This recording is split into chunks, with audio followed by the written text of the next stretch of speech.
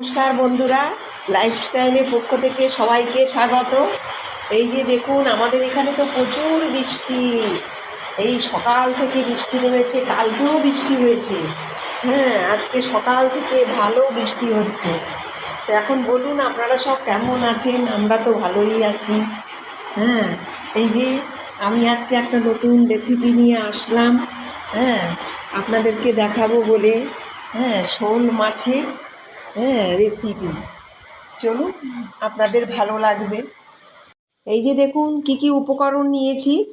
এখানে টমেটো আছে একটা, এই যে শোল মাছ ভালো করে কেটে ধুয়ে পরিষ্কার করে নিয়েছি। এখানে আদা আছে, আদা কুচি আছে, রসুন কুচি আছে, 4টে কাঁচা লঙ্কা আছে, আর এখানে আলু নিয়েছি, 2 জায়গায় আলু নিয়েছি। আমি আগে মিক্সিতে পেস্ট করে নেব। এই যে টমেটো কুচিটা নিয়ে নিলাম, এবারে আদা কুচি নিয়ে নিলাম, কাঁচা লঙ্কা আর রসুন কুচি নিয়ে নিলাম। এই মিক্সিতে পেস্ট করে নেব। পরিমাণ মতো জলটা দিয়ে দিলাম। আমার মিক্সিতে পেস্ট করা হয়ে গেছে। মাছগুলো হাতে মেখে নেব। আমি যে পেস্টটা করেছি, পেস্টটা আমি এখানে দিয়ে দিলাম।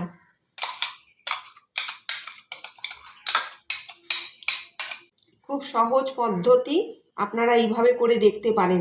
এবারে একটু কাঁচা তেল দিয়ে দিলাম, সর্ষের তেল আমি ব্যবহার করছি। পরিমাণ মতো নুনটা দিয়ে দিলাম। কাশ্মীরি লঙ্কা গুঁড়োটা দিয়ে দেব কালারটা আসার জন্য। হলুদ গুঁড়ো দিয়ে দিলাম পরিমাণ মতো। চিনি দিয়ে দিলাম। আপনারা চাইলে নাও দিতে পারেন, যারা চিনি খান না তারা নাও দিতে পারেন। যেহেতু আমি এখানে টমেটোটা ব্যবহার করেছি, ওই জন্য আমি একটু চিনি দিয়ে দিচ্ছি। আমি এটা হাতে মেখে নেব।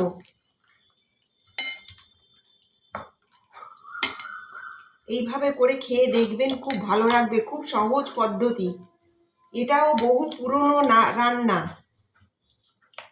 বিভিন্ন রকমভাবে শোল মাছ রান্না করা যায়। এইটা মা কাকিমাদের বহু পুরনো রান্না। আমি আপনাদের রেসিপিটা আপনাদের সাথে শেয়ার করছি। এটা আমি 15 মিনিট রেস্টে রেখে দেব। দেখুন, আমি সর্ষের তেলটা দিয়ে দিলাম। 2টো তেজপাতা দিয়ে দিলাম। আলুগুলোকে ছেড়ে দেব। আলুগুলো একটু ভাজা ভাজা হবে। আমি আলুর মধ্যে একটু হলুদ দিয়ে দিলাম।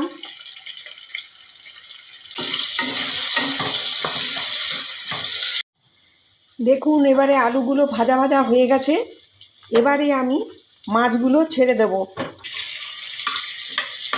আমি আলুগুলোকে সরিয়ে সরিয়ে নিয়ে মাছগুলো মাঝখান দিয়ে দিচ্ছি।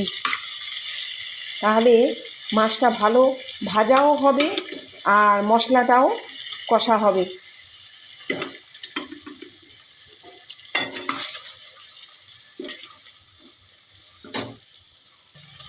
এইভাবে খেয়ে দেখবেন বন্ধুরা, খুব ভালো লাগবে।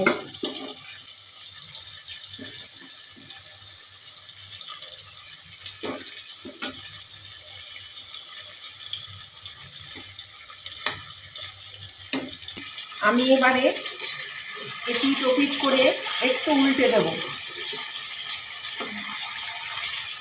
তাহলে দুপাশ ভালো করে ভাজা হয়ে যাবে। খুব শর্টকাটে মাছের রেসিপিটা রান্না করা যায়।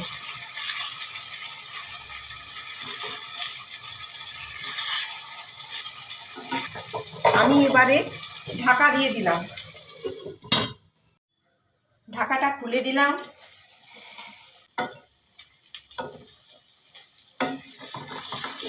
আমার হয়ে গেছে। এবারে আমি একটু হালকা করে জল দিয়ে দেবো, যাতে আলু টালুগুলো মাছটা ভালো সেদ্ধ হয়। এটা মাখো মাখো হবে।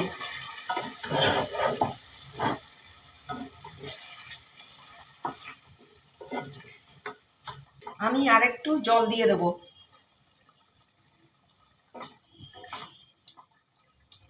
ঢাকাটা দিয়ে দিলাম।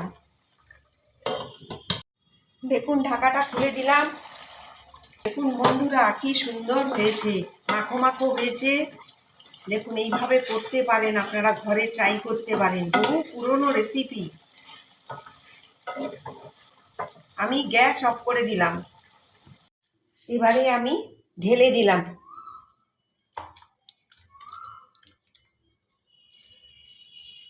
আপনারা তো প্রথম থেকে শেষ পর্যন্ত দেখলেন আমার এই পুরনো দিনের শোল মাছের রেসিপি কেমন হয়েছে আপনারা কমেন্ট করে জানাবেন। এইভাবে বন্ধুরা ঘরে খেয়ে ট্রাই করে দেখতে পারেন। হ্যাঁ, তো আমাদের চ্যানেলটি সাবস্ক্রাইব করবেন, নতুন যারা তারাও আমাদের এই চ্যানেলটি সাবস্ক্রাইব করবেন। নমস্কার।